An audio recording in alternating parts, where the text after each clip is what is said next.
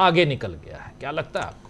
निश्चित तौर पर राजीव जी, मैं समझता हूँ कि शायद पिछले 3 दशक में जो है ये पहला चुनाव होगा, बल्कि 4 दशक में आप कह सकते हैं ये पहला चुनाव होगा जिसमें जनता के मुद्दे हावी हैं और जनता के मुद्दों के आधार पर जो चुनाव हो रहा है। ये एक बड़ी उपलब्धि है और मैं समझता हूँ कि इस उपलब्धि के लिए जो बधाई जो है वो राहुल गांधी को दी जा सकती है कि उन्होंने जिस तरीके से अपनी 2 यात्राएं निकाली, उसके बाद जनता में जिस तरीके का आंदोलन उन्होंने पैदा किया, जनता अपने मुद्दों पे बात करने लगी और अपने मुद्दों पे सवाल करने लगी। यही बीजेपी की परेशानी बढ़ गई है राजीव जी, इसीलिए बढ़ गई है क्योंकि अब जनता जो है अपने मुद्दों पर बात करने लगी और जनता के मुद्दे चुनाव के केंद्रीय बिंदु बन गए हैं। बीजेपी को ये समझ में नहीं आ रहा है कि वो जनता के सवालों के जवाब दे तो आखिर दे किस तरीके से, क्योंकि उन सवालों के जवाब बीजेपी के पास है नहीं, प्रधानमंत्री नरेंद्र मोदी के पास उन सवालों के कोई जवाब नहीं है।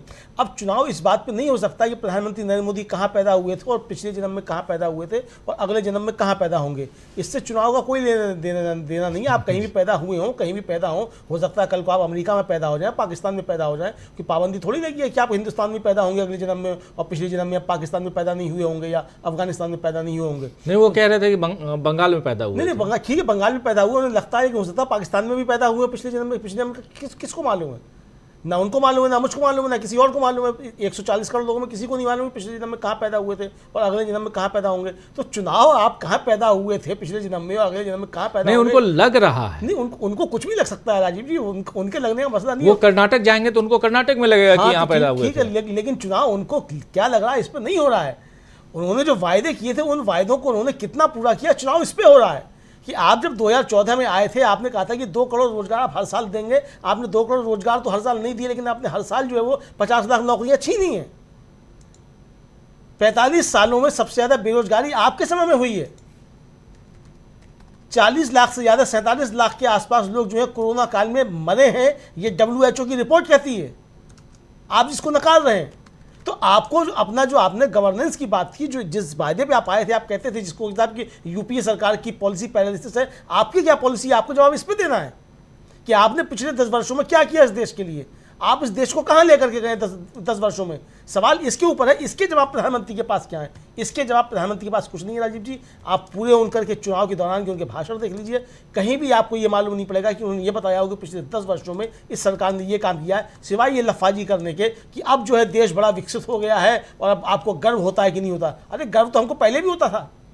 भारत को कब गर्व नहीं होता था? इसका मतलब प्रधानमंत्री ये बताना चाहते हैं कि भारत जो गर्वीला देश नहीं था अभी तक, आप भारत का अपमान करने लगा था। तो प्रधानमंत्री जिन मुद्दों को उठा रहे हैं राजीव जी, वो भारत के खिलाफ जा रहे हैं, इंडिया के खिलाफ जा रहे हैं। ये प्रधानमंत्री अभी समझ ही नहीं पा रहे हैं।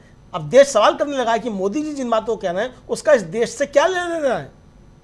तो कुल मिलाकर के उनकी परेशानी का सबब यही है, मुद्दे जो हैं वो जनता के जो सड़क पे आ गए हो, जनता मुद्दों पे बात कर रही है, जनता आप सवाल उठा रही है। तमाम वो मुद्दे जिनको लेकर के आप वायदा करके आए थे। आपने कहा था कि किसानों की आमदनी दोगुनी हो जाएगी, MSP दी जाएगी किसानों को। किसानों की आमदनी तो दोगुनी नहीं, खाद के दाम बढ़ गए, बीज के दाम बढ़ गए, कीटनाशकों के दाम बढ़ गए, पानी नहीं मिल रहा सिंचाई के लिए। ये समस्याएं हैं। तो इन समस्याओं पे आपको बात करना था, उन समस्याओं पे आप बात नहीं कर पा रहे हैं, ये आपकी विफलता है। और जनता जो अब यही कह रही है कि मोदी जी आपने जो बातें कही थी, जो आपने नारे दिए थे, वो कहाँ तक हुए? हम 2047 में हिसाब बाद में कर लेंगे कि विकसित राष्ट्र बनेगा, लेकिन 2014 में जब आप आए थे तब आपने जो वायदे किए थे उनका क्या हुआ 2024 में? इन 10 सालों का हिसाब दीजिए। जनता राजीव जी अब नरेंद्र मोदी से इन 10 सालों का हिसाब मांग रही है। और चूंकि मोदी जी के खून में व्यापार है तो इसलिए वो खाता बही जो है वो सही नहीं दिखाते हैं, CA के साथ उसमें हेरफेर करवाते हैं। तो वो हेरफेर करने की उनकी आदत अभी गई नहीं है, लेकिन जनता उनसे असली हिसाब लेके रहेगी। जी, जनता हिसाब लेके रहेगी। और सबसे बड़ी बात जो